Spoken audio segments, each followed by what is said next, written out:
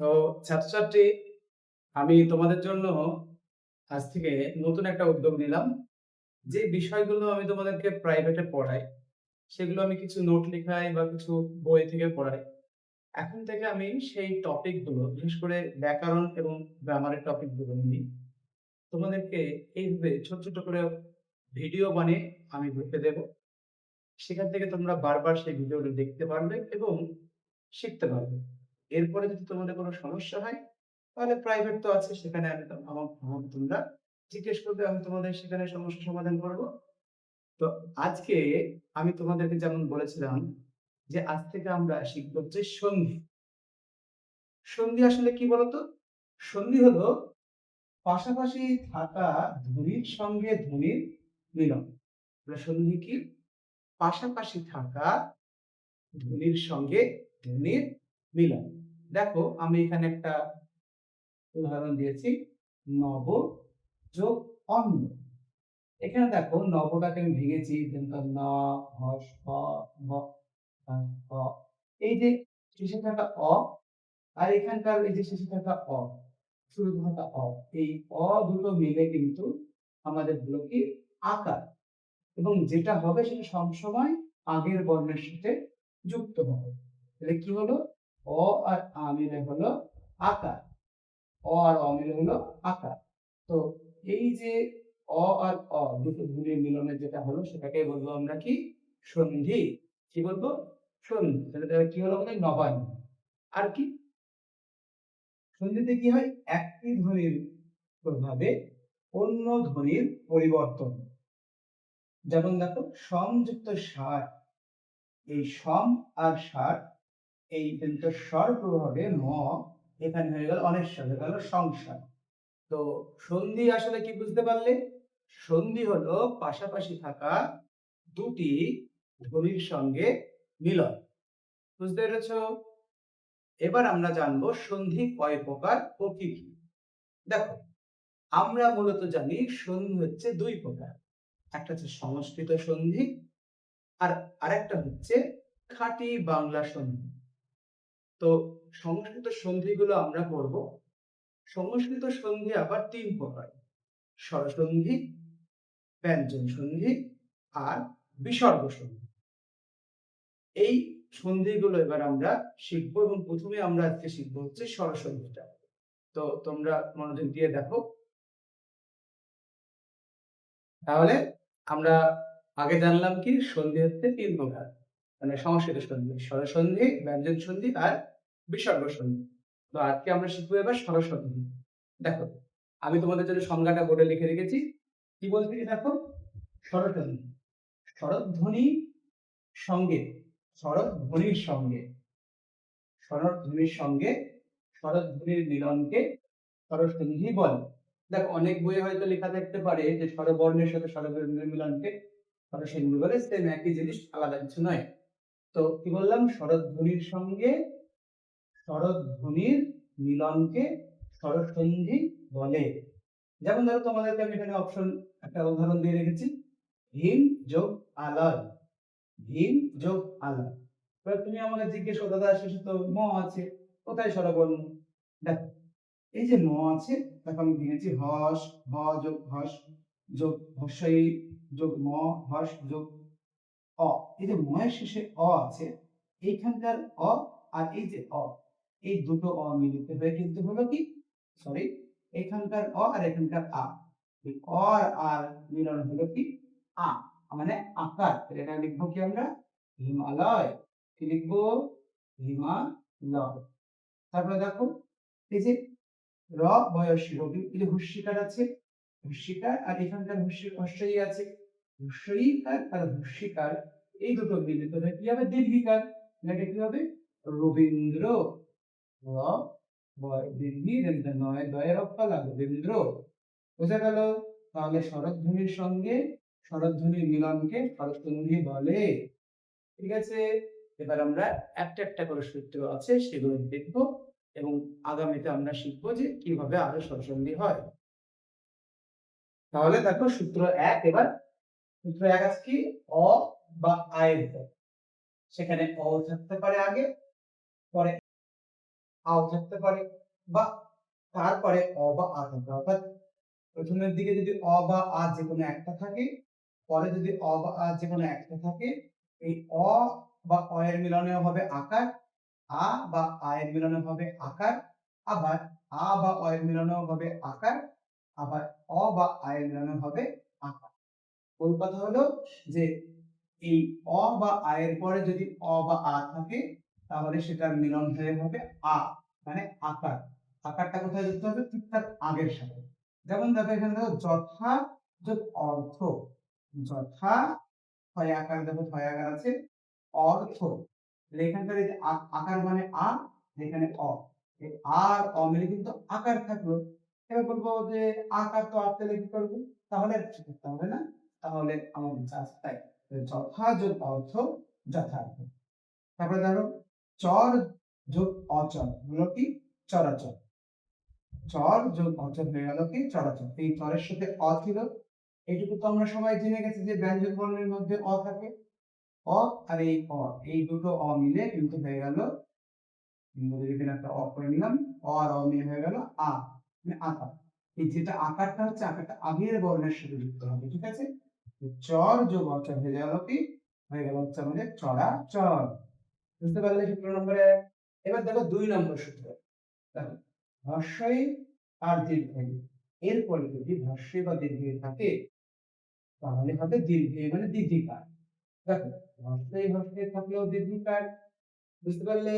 দীর্ঘই দীর্ঘই থাকলেও দীর্ঘিকার, বুঝতে পারলে?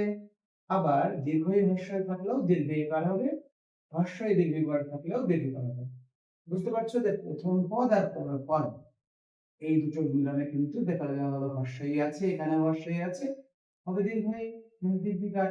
আবার দীর্ঘই আছে, দীর্ঘই আছে, তাও দীর্ঘিকার।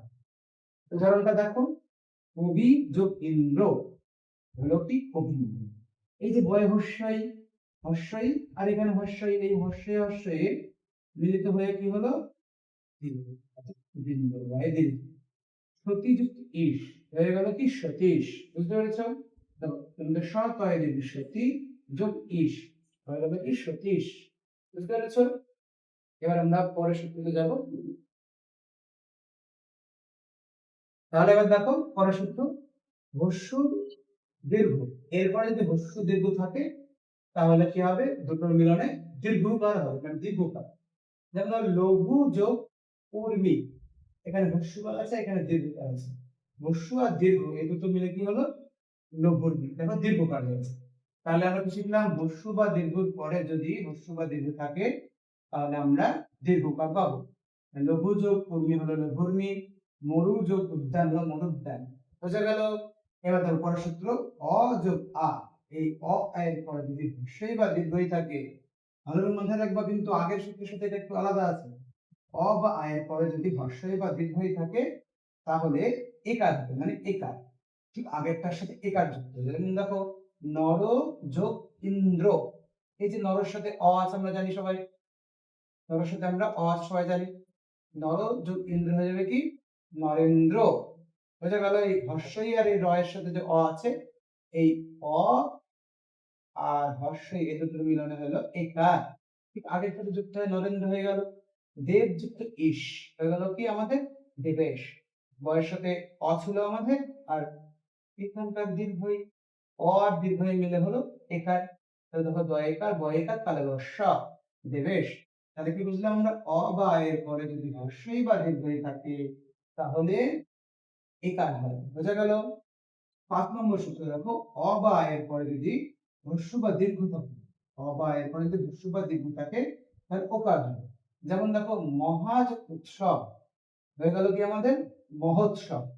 আমাদের এখানে মহোৎসব হচ্ছে যেমন চুয়াপাড়াতে, ঠিক আছে? তাহলে মহাজ উৎসব হলো কি? মহোৎসব। এই যে হয় আকার, আর এই যে এখানে হ্রস্ব আকার, একটা হ্রস্বকার, কি বললাম? অ বা আ এর পরে যদি হ্রস্ব বা দীর্ঘ থাকে, তাহলে ওকার হয়ে যায়। এই আকারটা উঠে গেল, তার বদলে ওকার হয়ে গেল, মহোৎসব। তারপরে দেখো পরযুক্ত বন্ধ। দেখো তারপরে 6 নম্বর সূত্র, অ বা আ এর পরে যদি ঋকার থাকে, তাহলে অ বা আ এর পরে যদি ঋকার থাকে, তাহলে অর, অর মানে দেখো দেব যোগ ঋষি হয়ে গেল দেবর্ষি। তো বলতে বলতে দাদা অ গেল। এই যে বয়ের মধ্যে কি আছে আমরা জানি? বয়ের মধ্যে আছে অ। তাহলে অ যোগ রি। এই অ আর রি মিশে কি হয়ে গেল? অর। তো দেবর্ষি। অরটা এখানে রে হিসেবে বসে আছে। দেব যোগ ঋষি হয়ে গেল দেবর্ষি। মহাযোগ ঋষি হলো মহর্ষি। বুঝতে পারলাম? পরের সূত্রটা আসি আমরা এবার। দেখো এখানে একটা ব্যতিক্রম আছে। অ বা অ এর পরে যদি ঋত থাকে, ঠিক আছে? তাহলে ঋত আর যদি থাকে তাহলে অ আর ঋত এগুলো মিলে হবে আর্ত, ঠিক আছে? যেমন দেখো ভয় যোগ ঋত হলো ভয়ার্থ। তৃষ্ণা যোগ ঋত হয়ে গেল তৃষ্ণার্থ। বুঝা গেল? তৃষ্ণা যোগ ঋত সমান হয়ে গেল কি? তৃষ্ণার্থ। ভালো করে লক্ষ্য করবে জায়গাটা অ বা আয়, ঠিক আছে? তৃষ্ণার্থ। তো পরের সূত্রটা আসলে এবার আমরা দেখো ৭ নম্বর সূত্র অ আ এই যে কোনো একটার উপরে যদি এ বা ওই যে কোনো একটা আসে বা থাকে তাহলে ঐকার হয়ে যাবে, ঠিক আছে? ঐকার মানে এই যে আমরা ঐকার দিয়েছি। তারপর হলো জন যোগ এক হয়ে গেল কি? জনৈক। তাহলে দেখো হিত যুক্ত এসনা, হিত এসনা। বুঝা গেল? দেখো এখানকার এই যে জনের সাথে ছিল অ, আর এখানকার এই যে এ, এই অ আর এর মিলন ঘটলো, হলো ঐকার, যে জনৈক। আর হলো হিত এসনা। হিত যোগ এসনালি হিত এসনা হলো, ঠিক আছে? পরেরটা দেখো সূত্র নম্বর ৮। এটা লক্ষ্য করবে অ বা আ এর পরে যদি ও বা ও থাকে তাহলে হবে ঔকার। মানে অ বা আ যদি যে কোনো একটা থাকলে তারপরে যদি যে কোনো একটা থাকে তাহলে ঔকার হয়ে যাবে। যেমন বন যোগ ঔষধি হয়ে গেল বনৌষধি। বনের দন্তন্যের সাথে কি আছে? অ আছে। অ আর ও দুটো মিলে কি হয়ে গেল?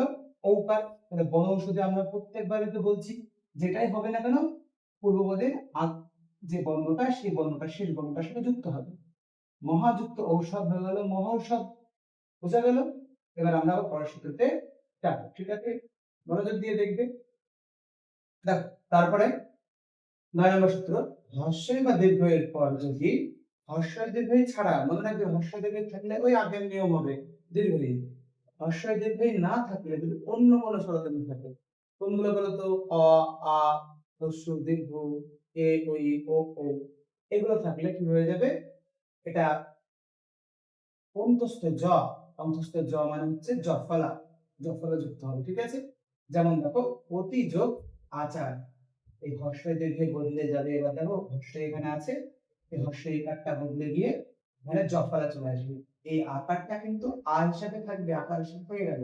তাহলে আমার অতির যে হর্ষই, এই হর্ষের জন্য চলে আসবে জফলা, আর আকারটা এখানে আকার হিসাবে থেকে গেল।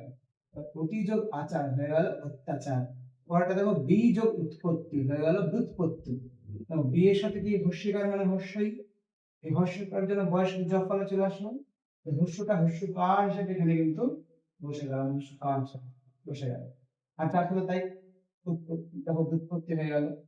ঠিক পরের সূত্রটাও ঠিক তাই। হর্ষ বা দীর্ঘের পরে যদি হর্ষ দীর্ঘ ছাড়া অন্য কোনো স্বরধ্বনি থাকে, মানে হর্ষ দীর্ঘ থাকলে সে আগের নিয়ম অনুযায়ী দীর্ঘ হবে। এবার যদি হর্ষ দীর্ঘ না থেকে অ থাকে, আ থাকে, হর্ষই থাকে, দীর্ঘই থাকে, তখন আমরা কি করব? তখন আমরা এই যে হর্ষকারটা বদলে যাবে বা দীর্ঘটা বদলে গিয়ে আমরা একটা ব নিয়ে আসবো। কি নিয়ে আসবো? ব। দেখো ব নিয়ে আসবো, ব হবে। অনুযুক্ত অয় হয়ে গেল অম্লান। যে হর্ষকার, হর্ষকার জন্য ব হয়ে গেল। অত কোনো কার নেই, তাই অটা বয়ের মধ্যে ঢুকে গেছে, রঞ্জুস্ত হয়ে গেল।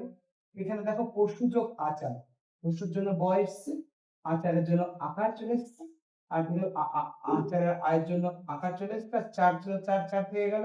এটা হলো পশু পশ্চাচার। বোঝা গেল?